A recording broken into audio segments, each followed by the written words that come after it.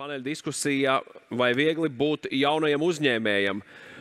Diskusijas dalībnieki ir, kā jau dzirdējāt, Dāvis Dudels, Avenēja īpašnieks un vadītājs, Oskars Zapackis, Digital Maverick līdzdibinātājs un podkāsta biznesa atslēgu vadītājs. Lūdzu, pievienojies Oskar mums, Agnese Pumpure, Draugiem grupu personāla attīstības un pieredzes vadītāja un Draugiem grupu mentoru klubu pārstāve, kā arī Toms Beinerts, LU vadošais pētnieks, EPM Rīga dibinātājs un moderators Mārtiņš Borodušķis. Mārtiņ, 45 minūtes tavā rīcībā.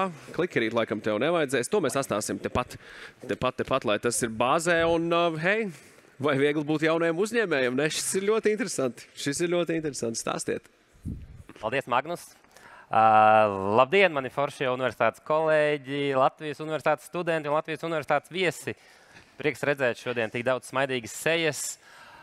Prieks, ka jūs esat šeit.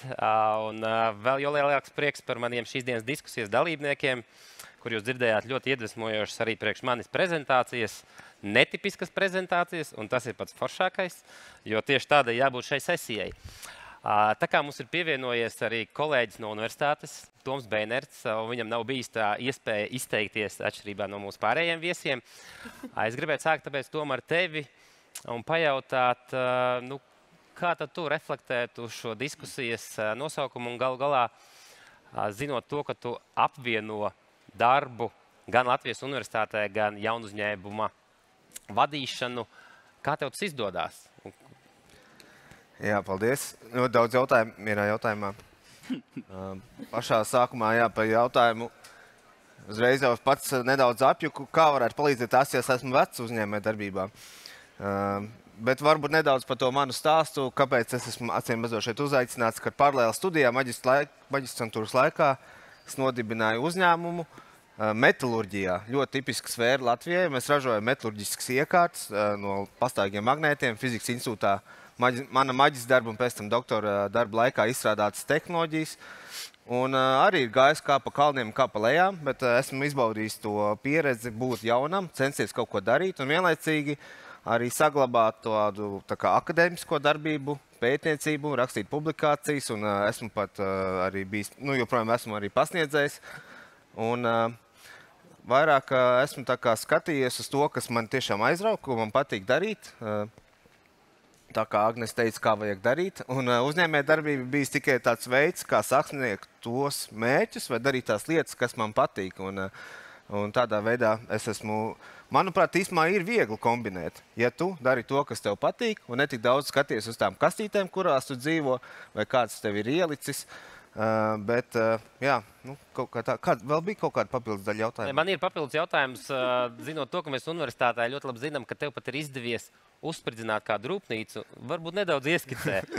Jā, man ļoti patīk, tāpēc Dāvi prezentācija ar uzsvēru to, ka nekas jau neiet tik gludi, ir tie skaistie stāsti, protams, izlaiž, ka gadu laikā sasniedz miljonus, bet ne katram tas izdodās, un es gribēju arī pieminēt, ka ne visas situācijas vienādas, ne visas nozars vienādas, un tie ceļi ir dažādi. Un, tāpēc man īstenībā ir patikusi mana sinerģija ar universitāti, ka arī kaut kāds, varbūt, zinām, mērā arī stabils pamats, kurš tev ļauj meklēt īstos brīžus, kā Oskars teica, kad vajag iegāzēt. Ik pa laikam mēs iegāzējam, un tad ir kaut kāda ķeza, kad tev vajag atkal iepauzēt, sagaidīt īsto brīdi. Un tā arī bija manā gadījumā, vēl 2. gads, 3. gads, pirmais prototips par kaut kādiem 150 000, kas kā studentiem likās liela nauda, ir sabūvēts, uzstādīts Norvēģijā, un tā rūpnīca vienkārši uzsprāga. Nevis manis vainas dēļ, bet viņi mēģināja izkausēt aviācijas munīciju kaut kādu, un rūpnīca uzsprāga tā, ka durvis bija 200 metri prom aizlidināts. Un viss jāsāk ir no jauna. Tajā brīdī bija tas brīdis, kad tu pārdomā un sāc no jauna.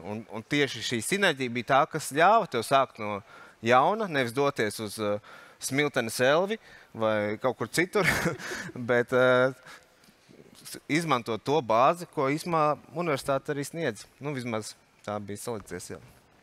Paldies tev, Tom. Jā, es gribētu reflektēt uz šo, ka šobrīd, man liekas, universitātes tieši mainās laikiem līdzi, un universitāte ir tā īstenībā brīnišķīga vieta, kur spērt šos pirmos soļus tieši uzņēmēju darbībā, jo mums ir šie dažādi iekšēji atbalsta instrumenti. Arī mēs universitātē esam izveidojuši pavisam jaunu struktūru, inovāciju un akcelerācijas centru, kuru mērķis ir tieši palīdzēt arī jaunajiem censoņiem, studentiem un ne tikai arī pētniekiem spērt šos soļus pirmos uzņēmēju darbībā. Turpinot šo, kustinot šo tematu nosaukumu, vai viegli būt jaunajiem uzņēmējiem, es pats tā pie sevis padomāju, man arī ir kaut kāda saistība ar uzņēmēju darbību, un arī pašam pats esmu veidojis vairākus uzņēmumus, kuros arī šobrīd darbojos un paralēli apvienoju darbu universitātē. Un es tā pie sevis domāju, ir kaut kādi noteikti plusi, jo ir kaut kādas lietas, ka tu nebaidies vairāk riskēt, tev nav kaut kādu veco ieradumu, kas ir tādam, teiksim, nobriedušākam uzņēmējam. Bet visnotaļ tev ir varbūt mazāk kaut kādu kontaktu, un tu vari mazāk mācīties no savām esošajām kļūdām. Kā jūs teiktu, galu galā atbildot uz šo jautājumu, vai ir viegli būt jaunam uzņēmējam? Agnes, varbūt sāksim ar tevi. Nē.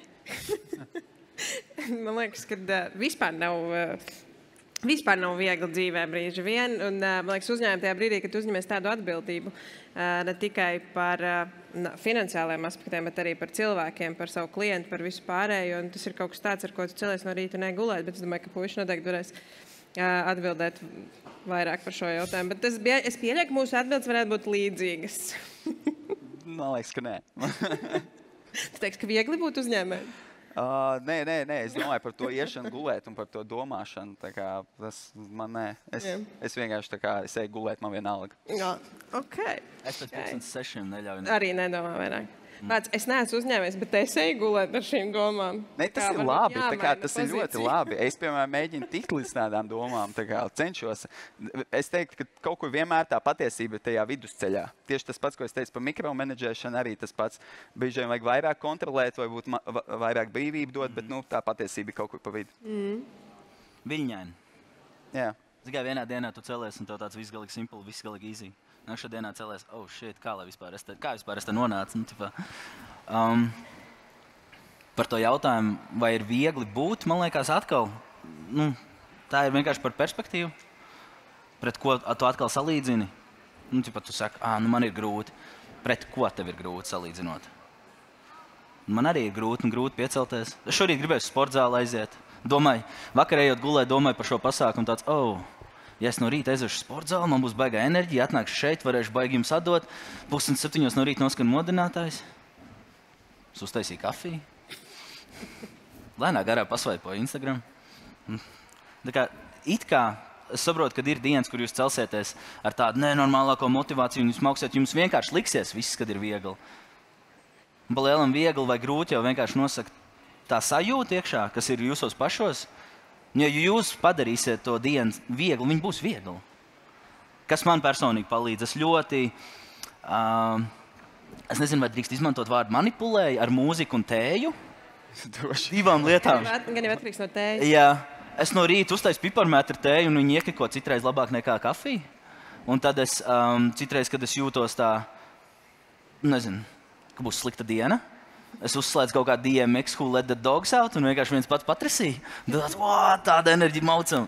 Ar mūziku īstenībā, varbūt tās katram no jums, tā ir vismaz tāda laba lieta, kā var padarīt savu ikdienu uzņēmējdarbībā ļoti vienkārši. Tajā mirklī, kad tev vajag deep work, tev vajag ritīgi dziļi pastrādāt, uzslēdz kaut kādu deep focus music tur Spotifyā. Tu aizies uz sporta zāli, uzslēdz kaut kādu 50 cent vai kas tev palīdz vienkārši tur, ne? Kad tu atkal ej kaut kur pastaigāties, ieslēdz varbūt kādu podcastu, varbūt tās kaut kādu savādāku veidu mūziku. Varbūt tās latgalīšu reps vai Lauris Reiniks. Bet tā mūzika, viņa caur to dienu, tā mūzika baigi palīdz tev neapzināt, subconsciously, nofokusēt tam mirklim, kurā tu esi. Man tas palīdz, varbūt kādam palīdz arī. Es nedaudz atkāpšos kaut kā plašāk. Labi, Oskars, tādas dienas sajūtas ļoti labi noraksturoja.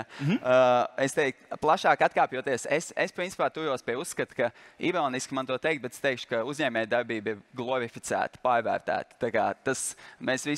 Tieši tas pats, ko es teicu par Instagram un ka mums liekas, viss baigi forši. Es uzskatu, ka tas nav kuram katram.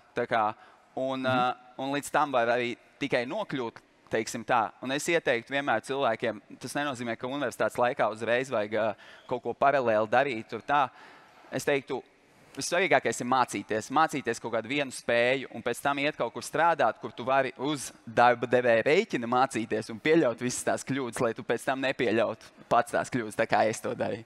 Un, lūk, un tāpēc es domāju, ka līdz tam vajag tikt, nevajag neko sasteigt, un ja nav iekšā, tad nav iekšā, un es pilnīgi vispār nesaskatu neko sliktu, vienkāršā, stabilā 9 līdz 5 darbā. Es citreiz ir dienas, kur es tā kā Oskars, es pamostu, un es domāju, bet žēl, ka es nestrādāju vienkārši stabilā 9 līdz 5 darbā. Tā kā katram ir savs, un es teiktu, man patīk teiciens pick your poison. Tā kā būs viegli tad, kad jūs izvēlēsieties tās grūtības, kuras jums patīk pievarēt. Tā kā tieši tāpat man arī bija BMX-ā, kur tev ir triks viens, un tu vienkārši mēģini 1000 reizes, līdz viņš vienkārši sanāk, bet tu saproti, ka tu esi vienkārši tā iekšā tajā, ka tev patīk tās sāpes, tev patīk tās ciešanas, un es saku, pick your poison.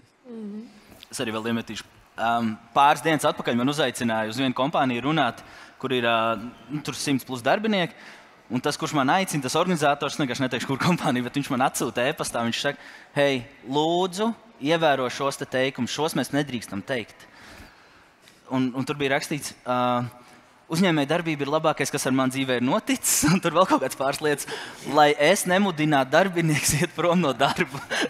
Bet viņš man aicina runāt par uzņēmēju darbību, par manu pieredzi, motivēt, vai ne, tur cilvēks kaut kas stāstīt. Es saku, bet kā tu man aicini runāt par uzņēmēju darbību, bet es nevaru stāstīt par to, kāpēc būtu jākļūst par uzņēmēju. Un tā bija tāda ļoti interesanta saruna, tas arī pēc tam sēdēju un domāju, tad kā lai es viņiem to pasniedzu. Un īstenībā tas, ko tu tikko teici, ka ļoti, ļoti labi ir... Nav visiem jābūt uzņēmējiem. Man personīgi šķiet, ka viskrūtākā pozīcija ir kādā labā uzņēmumā, kurš sakrīt ar tavām vērtībām. Augstākā pozīcija, kur praktiski tāpatās deleģēs darbs, vadīs uzņēmumu, vadīs komandas, vadīs cilvēks, bet tev nav viss tas, tur aiz muguras, viss tur tās finanses, tur grāmatvedība, stress, kaut kas vēl. Man liekas, ka teici, lai viņš tā saka. 100% ļoti labi. Tu šeit arī pateici, ko nedrīkst teikt. Jā, kas tas bija? Mērķis pateica, lai neiet uzņēmējiem. Es varu papildināt Oskaru. Es teiktu, ka man vienkārši tāds uzņēmums, kur sanāk ļoti darbietilpīgs, ka vismaz pagaidām, kamēr viss nav automatizēts, teiksim tā. Un sanāk bieži vien, ka tā cilvēka rotācija ir bieži, un pie manis bieži nāk arī studenti strādāt, un tādi jaunieši un tā. Un es ļoti labi apzinos, ka ne jau mēs tā esam līdz mūža galam. Es pat neesmu līdz mūža galam. Tā kā es viņiem vienmēr saku par visādām lietām, ko es nezinu, vai kādreiz pārmest par kaut kādām kļūdām vai par kaut ko. Es nekad nesaku tā, ka tagad nē, reku, tu izlabo šito un tu turpmāk būsi labs darbinieks. Es vienmēr saku, reku, ja tu tiksi galā sevī ar to un to, es ticu, ka tev tas noderēs vēl 10, 15 gadus uz priekšu. Un es zinu, ka tu aizies kaut kādā brīdī, un man reāli ir prieks par to, ko tu dari un kā tu esi audzis. Tā kā jālaiž vienkārši tos cilvēks arī vaļā. Paldies.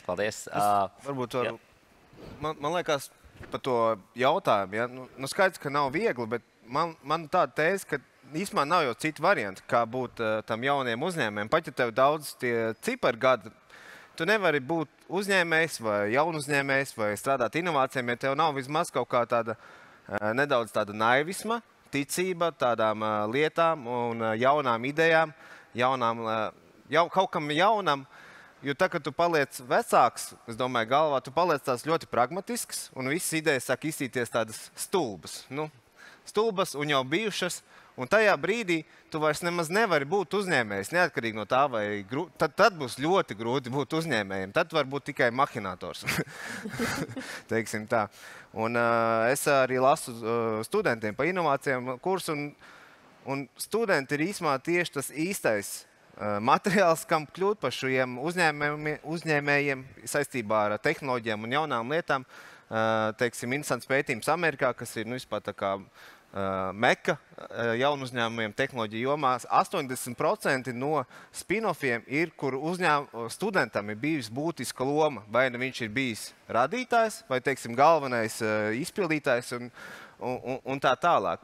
Līdz ar to, pat ja ir grūti, pat ja ir liels haoss šajā, teiksim, dzīves pirmajā posmā vai kā, jūs esat vienīgie, kas īsumā vispār to var izdarīt. Kamēr jums vēl nav, es ļoti atvainojos, sačakarēt smadzenes vai zudusi ticība, teiksim, skaistajiem un jaunajiem. Kamēr jūs neesat kļuvuši pārāk toksiski, kā mēs esam runājuši ar to vairākas reizes, Bet tā arī ir patiesībā tagad, kad tu tā stāsti. Piemēram, es sāku savu pirmo uzņēmēju darbību, tas bija fitness klubs. man nebija nekādas problēmas gulēt uz jogas matracīšu, uz betonu, turpatās savās 20 gados, un tu ne par ko neiesprings dzīvē. Tev nekas netraucē, paņem savu maķīti, paēd no rīta piecelies, turpat nomazgājies. Šodien tev jau gribās tāds, man ir jābūt bišķlaicīgāk mājās, jo man tur kaut kas ir jādara. Kamēr tas jaunības maksimālisms, tas šausmīgi palīdz. Ātri iet uz priekšu, plus vēl arī manā gadījumā, es biju jauns, ātrs, un man vēl bija liels ego, un ja man kāds teica, tu tā nevarēsi vai tur nesējies, man bija fuck you. I'm gonna prove you wrong. Un vienkārši tas arī man ļoti palīdzēja, un tagad atkal bišķiņ vēlāk tāds, nē, lai jau viņam tiek. Tā bišķi vienkāršāk tām lietām pieiet. Man, Oskar, tu ļoti labi pateici par to pierādīšanu sevi citiem. Es nesen sapratu to, ka man ir tieši otrādāk, nevis, ka es gribu pierādīt sevi tiem. Sākumā man tiešām ar to atspērienu, ka man atteica 2 reizes, man bija tāds, es pierādīšu, ka tā. Un vairākus gadus es visu laiku turēju prātā, es pierādīju. Tagad es sapratu īstenībā, ka es gribu pierādīt tiem visiem cilvēkiem, kas man ir apkārt, kas man tic, es gribu pierādīt, ka viņiem bija taisnība. Un tas, man liekas, ir tik super tāda veselīga degviela tev, lai tu turpinātu darīt. Yeah. Paldies, jā. Es varētu piekrist, ka uzņēmējdarbība beigās jau tas ir tāds dzīvesveids, un tieši tā nevajag kaunēties, kādam arī der ļoti labi darbs 9 līdz 5. Bieži vien tas pat ir daudz vienkāršāk un kādam atbilstošāk. Bet es gribētu īsi no jums katra dzirdēt tādu atbildi, kas ir jūsu šī brīža ambīcija, kāpēc jūs vēl aizvien esat tur, kur jūs esat. Varbūt ne tā neizplūstot, bet tā šī brīža ambīcija, jo mēs ļoti labi dzirdējām piemēru no Oskara, kur viņš ļoti ātri sasniedza tās savas pirmās uzstādītās latiņas, un tagad, kā ir tagad, kas ir tās nākamās ambīcijas. Jo arī mūsu viena no pirmajiem investoriem kādā no pirmajām sesijām teica, ka ir ļoti svarīgi tieši dibinātāju līmenī arī nosinhronizēties, kas ir katram šīs ambīcijas. Jo ja kādam šī ambīcija ir teiksim, samērā zema, tu nopirkt dzīvokli un es esmu visu sasniedzis, tad iespējams jūs ļoti ātri nonāksiet pie saviem pirmajiem fightiem, jo jums vienkārši ambīciju ziņā esat atšķirīgās dimensijās. Kas ir jūsu ambīcijas šobrīd? Kad tu pajautāji, uzreiz bija bišķi jāizdomājās. Tad neviens uzreiz tur tā neliec iekšā.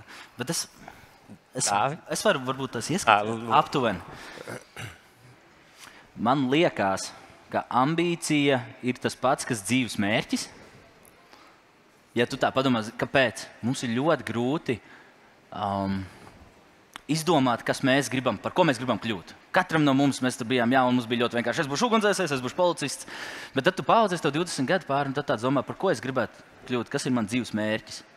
Un ļoti bieži mums ir grūti izdomāt to dzīves mērķi, tāpēc, ka mēs viņu uzreiz ieliekam tādā 80 gadu logā. Mums uzreiz liekas, ka man ir jāizdomā kaut kas, par ko es kļūšu līdz savam dzīves beigām.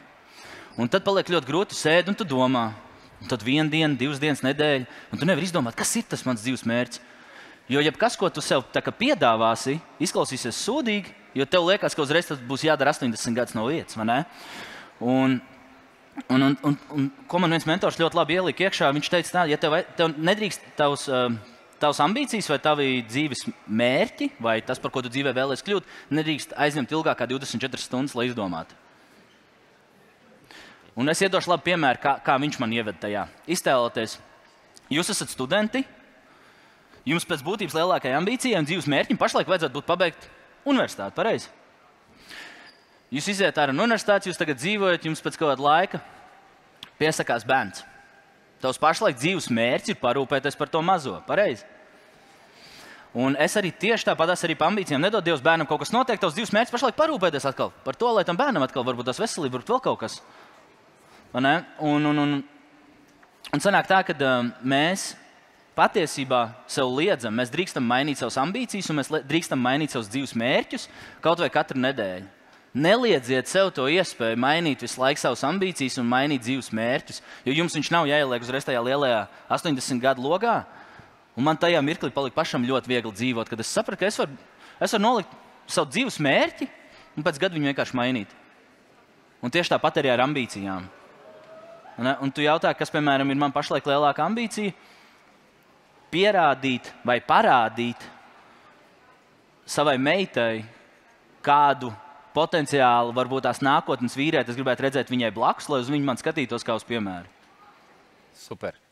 Jā, tā ir mana ambīcija un dzīves mērķis pašlaik. Par šo tiešām ir vērts aplaudēt. Paldies. Jā. Dāvi?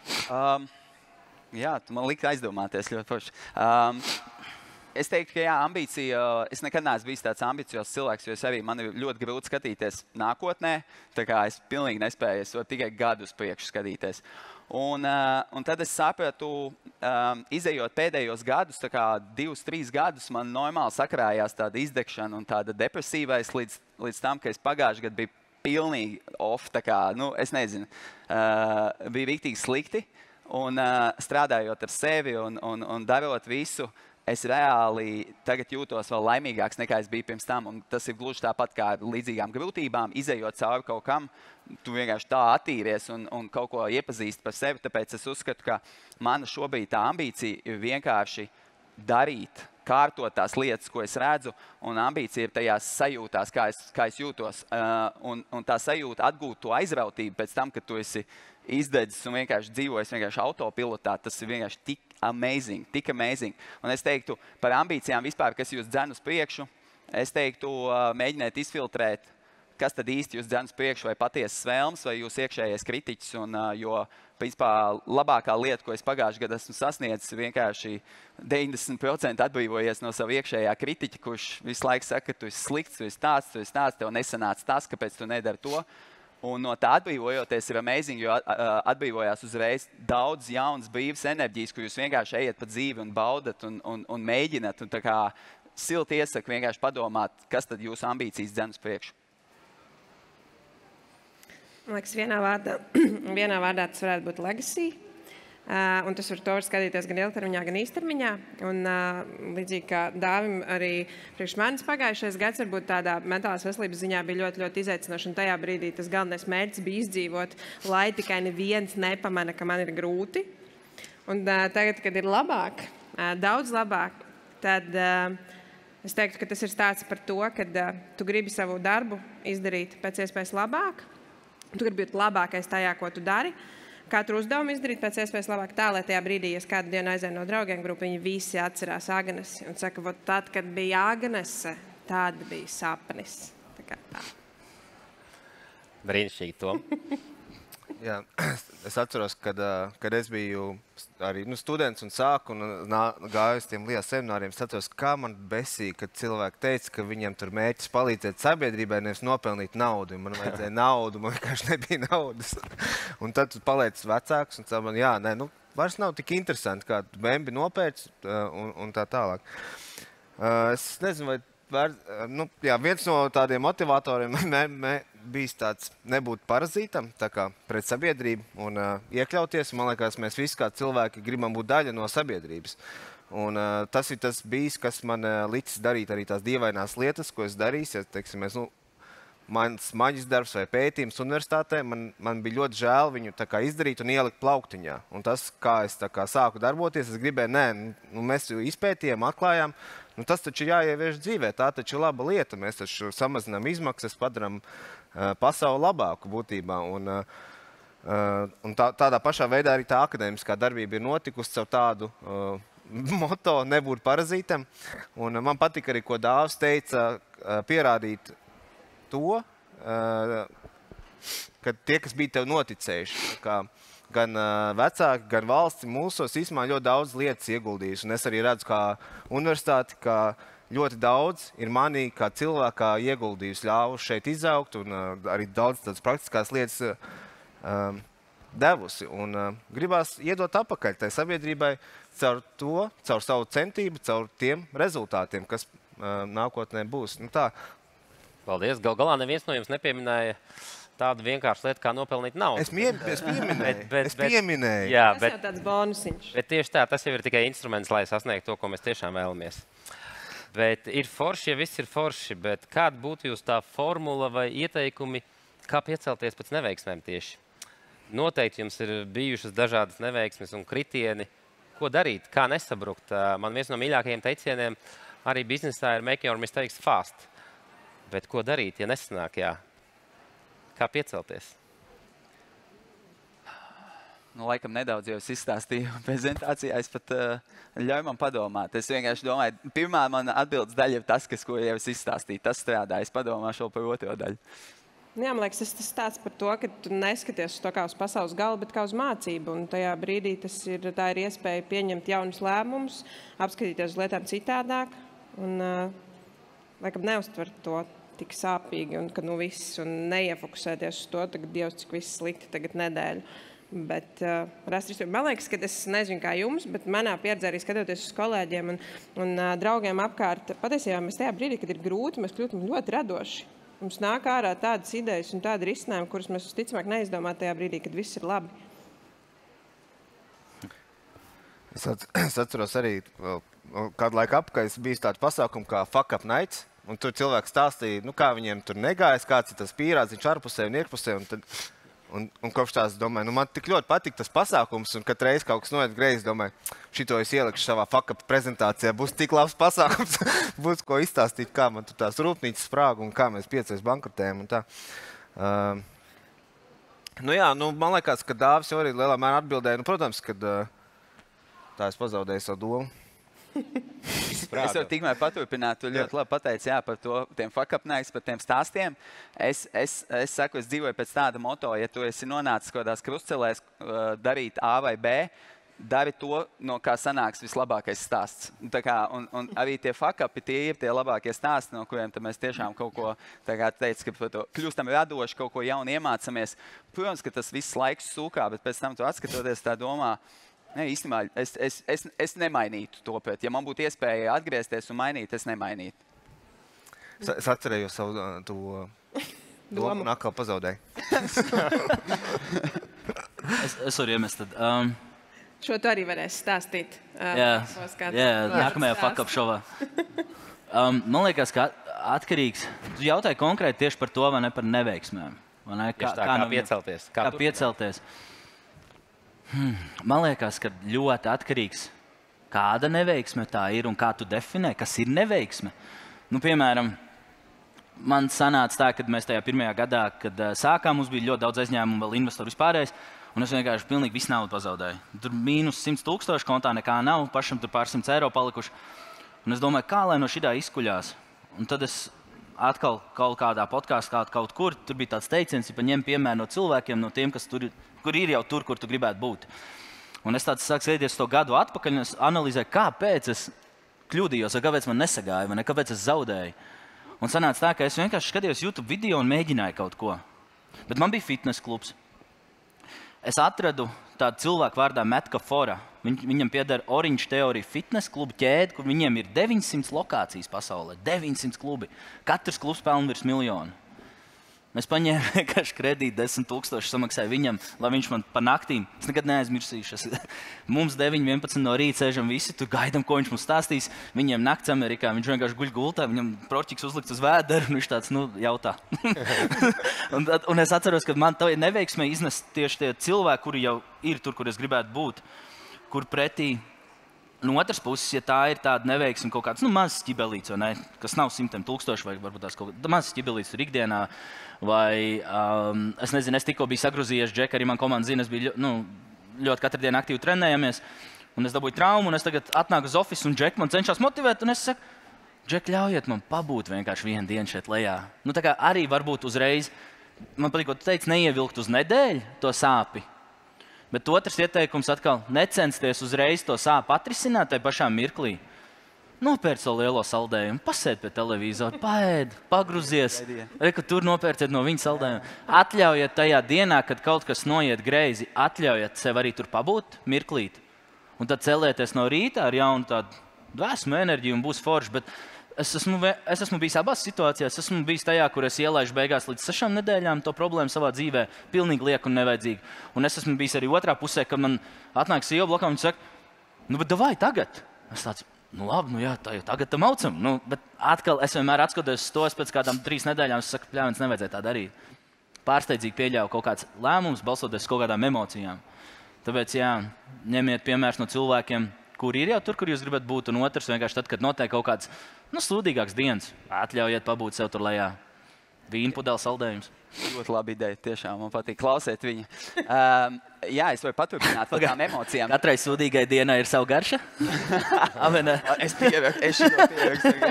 Turpin. Okay, tā, par tām emocijām ļoti labi pateicis. Varu paturpināt. Es pilnīgi piekrītu tam, ko es arī... Bieži vien mēs mēģinām tās sliktās emocijas kaut kur nospiest. Un, nezinu, es, piemēram, vienmēr teicu, ka dusmoties nav loģiski. Kurš dusmojās, es vienmēr esmu pozitīvs. Un tad tu tās dusmas vienkārši kaut kur iestūķē līdz brīdim, kad viņas vienkārši nāk ārā. Ko es teiktu, perfekts piemērs man arī īstenībā bija. Tu minēji, ka tev bija kaut kāda šaize, man pirms 2 nedēļām arī bija šaize, ka, iedomājieties, ceturtdienā ir sapulce par to, ka paceļam standartus, sakārtojam to, izdaram to, un nākošajā dienā vienkārši viss aiziet pa pieskaru. Vienkārši viss sačakarēs, un tu sēdi, un tu reāli dusmojies. Un, protams, ne jau uz citiem. Tu vienkārši es iekšēji vienmēr meklēju vainu sevi. Un tu dusmojies, bet tev saliekās vienkārši tie puzles gabaliņi kopā. Tev tāds, šitas pierādīja tieši to, ko mēs vakar runājām. Šitas ir tieši tas, un tad es spēju uz to paskatīties ļoti forši, ka tas notika, jo tas man iestartēja kaut kādas jaunas sajūtas, jaunas idejas, kaut kas. Un es teiktu par to emociju apstrādāšanu, es pateikšu, ka 99% šeit cilvēku, jūs pārāk daudz, jums ir troksnis ausīs, jūs pārāk daudz patērēt izklaidi, podkāstus, pilnīgi jebko mūziku. Es saku vienkārši, ja jums ir sūdīgi, vienkārši izejiet ārā un ejiet vienkārši durat pastaigā. Jo es, piemēram, to iesāku arī dienas vidū. Parasti es gāju vakarā, pusnaktī, vienkārši pēc darba dienas vispār. Pusnaktī vienkārši soļot, tukšums, miers, amazing. Tad es sāku vēl pusdienu laikā iet, ka tev galva kūpie kompja, tu izēji ārā. Man principā ir 3 soļi un es viss, man miers, pilnīgs miers. Tāpēc es ļoti iesaku, ka ejiet pastaigās, nekādas podkāstus, nekādas mūzikas. Man uzliks vēl viens idejas. Man ir vēl ko padalīties. Varbūt es pa daudz runāju. Klau, vēl ir tāda lieta, ka tagad jums neveicās. Tu ieskicēji man vienkārši šo ideju pats vainīgs. Sanāk tā, iztēloties jums gan dzīvē, gan biznesā, jums ir kaut kāds lietas, ko jūs uzliekat sev, ka jūs to darīsiet. Es iešu uz sporta zāli. Tad tu ej uz sporta zāli, tu noej 2 nedēļas, bet tad tu neej. Attopies tāds, bļāviens, es esmu tāds loss, es tagad neeju uz sporta zāli. Un tu sāc sev pārmest. Kā būtu, ja jūs vienkārši tajā mirklī apzinātos, es atkal neeju uz sporta zāli, rītdien atgriežamies.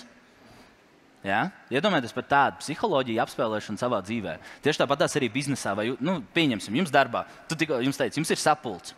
Jūs sežat sapulcē, jūs tagad vienojaties, ka jūs darīsiet šādi. Bet pēc 3 dienām atkal aiziet saut visus uz dienvidiem. Un jūs sežat tāds, bļāviens, kurš vainīgs, kurš to izdarīja, kāpēc mums tā? Kā būtu, ja jūs vienkārši apzinātos, ka jūs atkal esat nogājuši no sliedēm un vienkārši ir jāatnāk atpakaļ, ja tā ir viegla saruna? Mēs ļoti daudz sev pārmetam, katru reizi, kad notiek maz neveiksmīgi, mēs sev pārmetam par to, ak, Dievs, mēs neesam disciplinēti, mēs nevaram ievērot šos te noteikumus. Kā būtu, ja jūs vienkārši teikt, Džek, meitenes, mēs esam atkal prom no sliedēm? Vienkārši jāatgriežas atpakaļ, es esmu apzinātais barā. Vienkārši jāatgriežas atpakaļ pie tā paša un jāturpina darīt atkal. Ir ok, noiet no sliedēm, mēs visi noiesim no sliedēm, jebkur. Diētā, sportā, biznesā, finansēs, pilnīgi jebkurā dzīves sfērā. Viss, ko es jums iedošu no dzīves, vienkārši kā man ir palīdzējis, vienkārši tas mirklī apzināties, vai būt vismaz tajā grupā tam, kurš apzinās, jau mēs esam prom no sliedēm, un nemeklēt vainīgo, nemeklēt disciplinu, kurš tur sačakarē, bet teikt, kas var būt viena lieta, kas mums jāizdara, lai mēs rītdien būtu back on track. Varbūt tas kādam palīdz. Jā. Tu atceries savu ideju? Aptuveni, jā. Nē, jūs jau minējāt pēc tam, tu jau vari sagrūt tikai tāpēc, ja tu esi nokļuvis tajā stāvoklī, ka tava realitāte atšķirās no tavām ekspektācijām. Un realitāti ir grūti mainīt un nevajag mainīt. Realitāte ir realitāte un jāstrādā ar tām ekspektācijām vienlaikus, nesagraujot savus mērķus. Un tās ir 2 dažādas lietas un varbūt nebūtu tādam naivam, iedomāties, ka viss ies gludi un jauki, un būt nedaudz gatavam, vienlaikus atkal nepazaudējot to dzirksteli. Manā gadījumā, kā jūs pašā sākumā minējāt, tas ir bijis tāda sinerģija starp akadēmisko drošo darbu un uzņēmē darbību. Varbūt nav slikti, ka tev ir nedaudz tas plāns B. Tas plāns B, protams, tev var iebremzēt kā tāds mazs ankurs, bet domāt laicīgi par tādu mentālo veselību, kas varbūt sākumā liekas smieklīgi, bet kad tu ej uz priekšu, saprast to, ka nevajag aiziet līdz tai izdegšanai un skriet ap pieru sienā un paņemt soli atpakaļ un saprast, ka tas nav par tevi, tā ir vienkārši realitāte un visu, un neuzlikt tā kā, es nezinu, kā lai neizklausās pārāk bēdīgi, bet neuzlikt sev pārāk, nekļūt perfekcionismam pret sevi, neizmēģināt no sevis, sagaidīt, kad tu rīkosies tā kā ideāli un pieņemt sevi tāds, kāds tu esi. Kas ir izaicinošs, vienlaicīgi saglabājot savu ambiciozo uzņēmēju garu, manuprāt. Tas, tā kā, bet, par to kaut kā jādomā. Tā nav vienkārši atbild, manuprāt. Tas, kur tu liec savu enerģiju. Kur tu liec savu enerģiju? Tā kā tā apzinātība, kur tu ieliec tajā brīdī, kad kaut kas ir noticis, aiziet enerģija. Jo daudz no jums vienkārši viss novēls uz balansu. Man nav balanss dzīvē. Vajag balanss dzīvē. Kas ir balanss? Kuram no jums ir balanss? Paceliet roku dzīvē. Kuram ir balanss? Balanss, lai vieglāk. Miksu brauc tur. Jā, tas ir balanss. Zini, kas ir balanss, jā. Zini, kas ir balanss? Nav tas, kā tu jūties, balanss ir tas, ko tu dari. Bet man ļoti labi patīk arī tēze par neveiksmēm. Jau patiesībā ir tā, ka mēs jau katrs pats savā galvā definējam, kas mums tā neveiksme ir. Un galā, ja mēs definējam, ka lielākā daļa no mūsu neveiksmēm patiesībā ir tikai pieredze, tad tai neveiksmē ir pavisam cita nozīme. Bet paldies Tomam, kurš ieskicēja šo tēzi jautājumu par to, ka ir ļoti svarīgi saglabāt balansu ar uzņēmēju darbību, šo biznesu un privāto dzīvi. Nekļūst arī perfekcionistam un galā nevienmēr ir jāskrien ar šo galvu sienā. 10 reizes varbūt pietiks ar 5 reizēm. Es varu, ja es varu iedot. Ja man ļaus, tu būs jautājums. Es zinu, bet par to balansu es pabeigšu. Nebija vēl jautājums. Par balansu ir tā, ka, lai jūs man saprastu, kā balanss nav tas, kā jūs jūtaties, balanss ir tas, ko jūs darat. Balanss sajūta nāks pēc tās darīšanas. Vienkārši jūs ejat uz darbu, vai nodarbojaties uzņēmēju darbību, ieplānojiet to braucienu ar BMX, ieplānojiet to sporta zāli. Vienkārši aizbrauciet uz to aktivitāti. Un tad dienas beigās jūs jutīsieties, ka jums ir balanss dzīvē.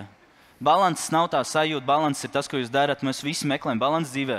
Vienkārši ieplānojiet jogu, ieplānojiet sporta zāli, ieplānojiet saunu, ieplānojiet tusiņu.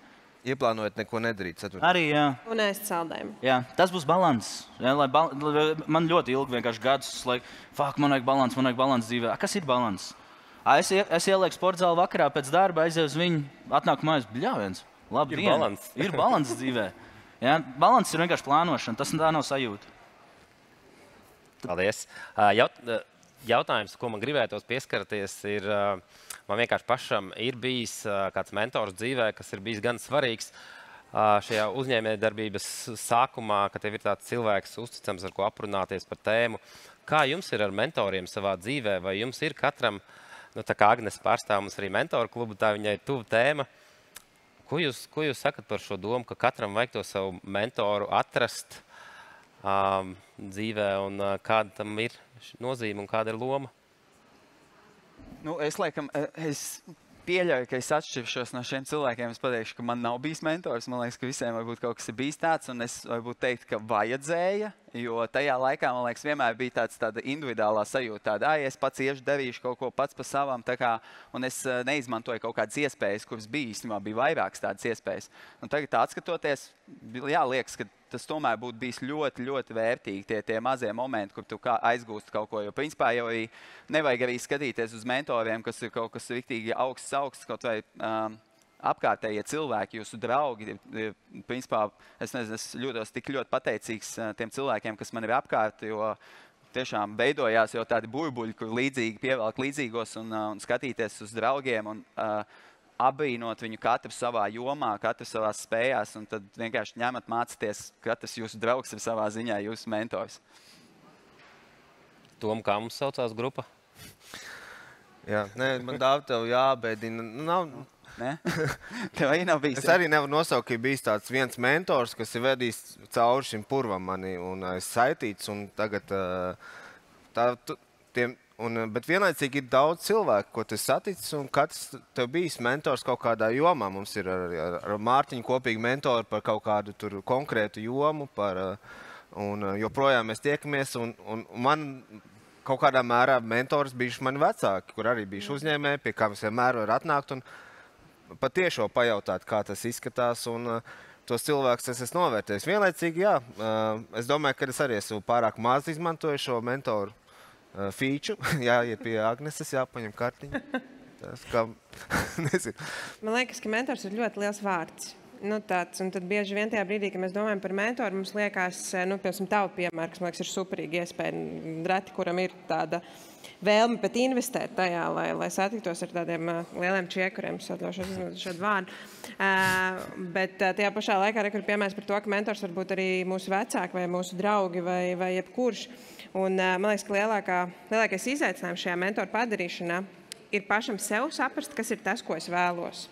Jo tajā brīdī, kad es gribu biznesa padomus, noteikti tieši pie kāda, kurš ir zinošs šajā biznesā, man ļoti patīk piemērs par sporta zālēm. Tajā brīdī, kad es varbūt gribu morāli atbalstu, es viņu meklēšu kaut kur citur. Un mentors var būt ne tikai biznesa jautājumos, mentors var būt arī cilvēks, ar kuru iespējams tu kā biznesa vadītājs vispār nerunā par biznesu, ar kuru tu runā par balansu, piemēram. Vai ne? Un tā kā man liekas, tas varētu būt. Tās manas 5 kapeikas šajā varētu būt tajā brīdī, kad tu domā, ka tev ir nepieciešams mentors, saproti, kas ir tas, kas tev ir nepieciešams, un meklē to, kas tev ir nepieciešams, nevis akli ķer visas iespējas, kas tev nāk, jo iespējams tas būs lieki iztērēts laiks gan tev, gan mentoram bieži vien. Tā kā, jā, tāda apzinātība laikam. Man liekas, ka katrā uzņēmēja darbības kaut kādā posmā, dzīves posmā tev ir nepieciešami tie cilvēki. Un tā kā bez viņiem nevar iedomāties. Jūs tādi sēžat, kā būtu, ja es varētu ietaupīt 10 gadus? Viens mentors, varbūt tās 2 padomu, un jums reāli esat ietaupījuši 10 gadus. Es esmu bijis abās pusēs. Es esmu bijis, kad mēs ar sievas agrāk nepirkām kursus. Mēs pirkām mentoringu no tiem, kas veidoja kursus. Mēs esam tērējuši liels summas, pat 50,000 gadā. Tīri tikai mentoros, coachos, kursos, visi sādās. Bet es neesmu bijis ne pie viena mentora vai coacha pēdējos 2-3 gadus. Un kāpēc? Jo man šodien dzīvē ir ienākuši tādi cilvēki, kuri ir ļoti lieli uzņēmēji manās acīs, ja? Kuriem ir 30+, 40+ miljonu uzņēmumu tepat Latvijā.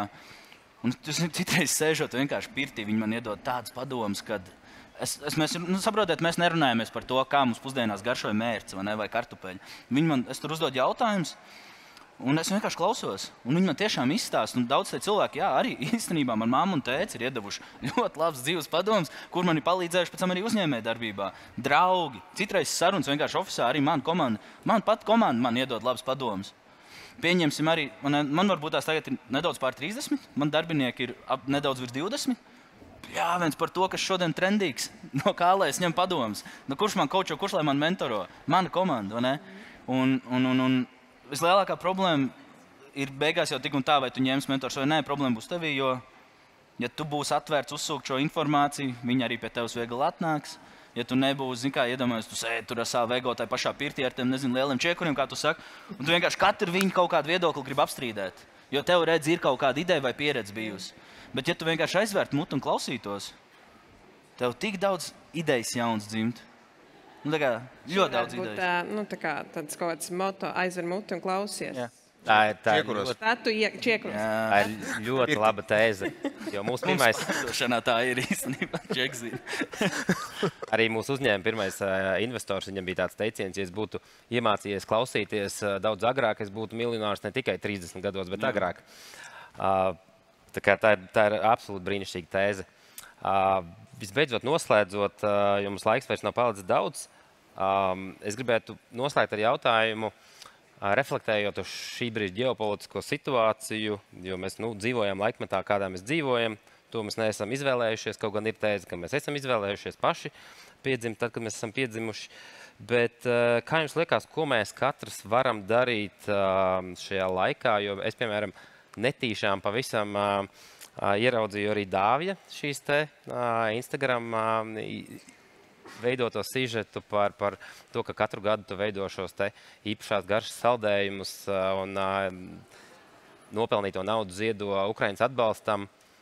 Kādas ir vēl citiem idejas, ko mēs varam darīt, jo mēs katrs kaut ko varam darīt. Es arī esmu pats iestājies zemesardzē un aktīvi, kā teikt, promotēju un reklamēju šo lietu.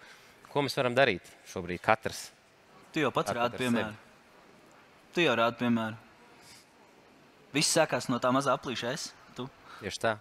Tas, ko tu dari, tas ir, man liekas, tas ir tikai apsveicami. Visu to nevar.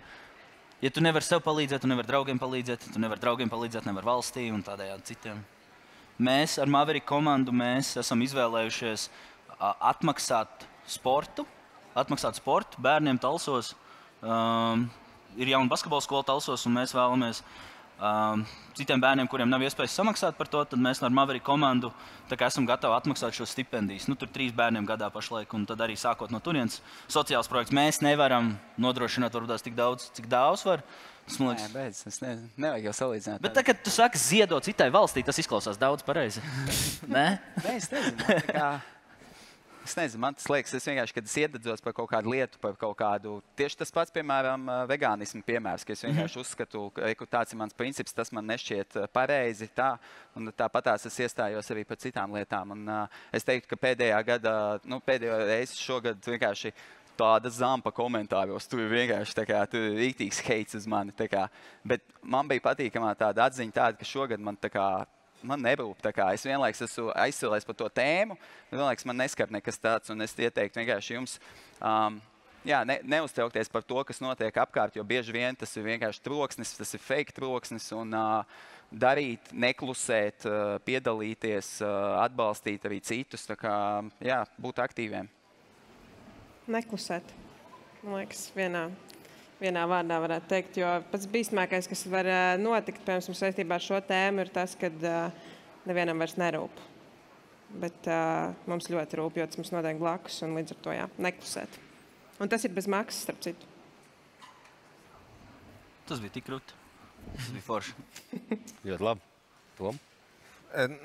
Es varu tik piebilst, ka man liekas svarīgi arī saglabāt to savu nedaudz mentālo veselību. Varbūt neizklausies tik krūti un stilīgi, bet ir brīžiem vajadzīgs arī, man liekas, distancēties un saprast, ka īsumā noteikti tie, kas šeit atbraukuši, jūs jau ļoti daudz darat, vienkārši turpinot darīt to, ko jūs darat par šo valsti, arī neapstājoties un darot pat tās ikdienas lietas priekš, mēs jau esam kaut kādā mērā kaut kādu cīņu uzvarējuši, un man liekas, tas ir pirmais solis. Tiekam to galā un tad domāsim tālāk. Bet man tas atvērts jautājums, un es domāju, ka neviens līdz galam mēs nezinām, kas īsti jādara. Saglabājam mieru un domājam. Tāds man liekas. Domājam, kā Liels jums paldies, dārgie diskusijas dalībnieki. Magnus, vai mums ir laiks, vismaz vienam jautājumam no zāles? Varbūt kāds ļoti grib uzdot kādam konkrētam. Mārtiņ, precīzi vienam jautājumam laiks mums vienmēr atradīsies. Man tieši tā likās. Mums ir tieši viens jautājums. Lūdzu. Mums ir arī mikrofons, starp citu, jā. Ceru, ka man nav jāpieceļās. Halo. Ok. Jautājums būs specifisks Dāvim Dudelim, tāpēc, ka viņš sākumā uzkāpa skatuves, iedvesmoja tādu, viņš izstaroja to pozitīvismu savā runā un vienkārši, es nezinu, kas tas ir par to, kā tu vienkārši uznāc virsū, man no sākuma likās, ka tas mazliet nobijies, varbūt, vai vienkārši daudz neredzētas sejas, un tad tu sāki runāt par to savu aveni un vienkārši sāki starot, un tas man vienkārši, es pierakstīju šausmīgi daudz tavus citātus tieši, vienkārši sarunas laikā. Piemēram, tas, kur bija par to, ka tev nevajag pierādīt kādam citam, kas tevi heito, bet tieši uz tiem, kas tev uzticās un parādīt viņiem, ka viņi ir uzticējušies pareizajam cilvēkam. Ne īsti pareiziem cilvēkiem, jo tas ir tā, ka tu ļoti sevi egoistiski uzliec uz piedestālu, bet tā ir tā galvenā doma. Tagad es esmu uztraucies. Kas ir jautājums? Mans jautājums ir tieši specifiski par biznesa inkubatoru, jo patreiz man ir ideja, un man ir bijušas vairākas, bet šitā ir tāda, kur es domāju, ka ir diezgan realistiska, un es varētu viņu pat īstenot. Tas, kas ir pareizajā vietā. Un man liekas, ka pareizajā laikā. Kā atrast komandu? Jo vislielākā tā lieta, ko es no jums dzirdēju, ir tas, ka ir jābūt tiem cilvēkiem, kuriem jūs varat uzticēties, ar kuriem jūs varat, jo, lai izveidot to vidi, ir jābūt uzticībai, ka tas cilvēks varēs to izdarīt. Un, vienkārši kā atrast komandu. Kā atrast komandu, jā. Ļoti, ļoti vienkārši jautājums. Jā, tas ir sarežģīts jautājums, tīpaši, ka vēl ideja ir tikai procesā vēl. Tur no prezentācijā bija tā frāzīte find people early. Nu, principā jau tas arī ar tādu domu. Find people early and live the life with them. Tā kā, principā, tu skaties arī apkārt, kas ir tie cilvēki, kas tev ir apkārt, kuri pierādījuši, ka viņi ir darītāji, gribētāji, un tad vienkārši ņem un velc sev klāt. Un tieši tā es arī darīju. Un, protams, ka vienmēr būs arī draugi, kas tā kā, jā, tā ir nereāli laba ideja, darīsim, un tad vienkārši viņš pazūd. Tā kā, un vienmēr būs tādi yes man, tā kā, kas tev piekritīs, tāpēc tas ir vienkārši neizbēgami. Tu meklē domu biedrus, pirmkārt jau vienkārši testē to ideju. Varbūt pat cilvēks, kas ir tavs klients tai idejai, tavam prototipam, viņš pēkšņi būs tāds bāts, šitas atrisina arī manu problēmu, un es gribu īstenībā arī tev palīdzēt to darīt. Un mans ieteikums vienkārši pēc iespējas ātrāk notestēt to produktu, nevis tur taisi mājaslapu, tur Facebook lapu, tur kaut kādu loguci, un vienkārši atrod maksimāli ātrāko veidu, kā tu vari šo lietu uztaisīt vai īstenot un vienkārši pārdot kādam, un tad tu sapratīsi, kas ir kas. Paldies. Noslēgumā studentiem, kas vēlās kaut ko darīt, es gribētu pareklamēt Inovāciju un akcelerāciju centru Latvijas Universitātē. Droši nākt pie mums, mēs jums palīdzēsim, iespējams, gan atrast jūsu pirmo mentoru, gan iespējams arī komandas biedru. Liels paldies šodienas diskusijas dalībniekiem, Oskaram Zapackim, Digital Maverick dibinātājām, Agnesei Pumpurei, draugiem grupu mentoru klubu vadītājai, Dāvim Dudelim, Avenei, līdzīpašniekam dibinātājam un gal galā Tomam Beinertam, mūsu vadošajam pētniekam šeit pat no Fizikas institūta un EPM Rīga dibinātājam un vadītājam. Paldies Mārtiņam. Paldies!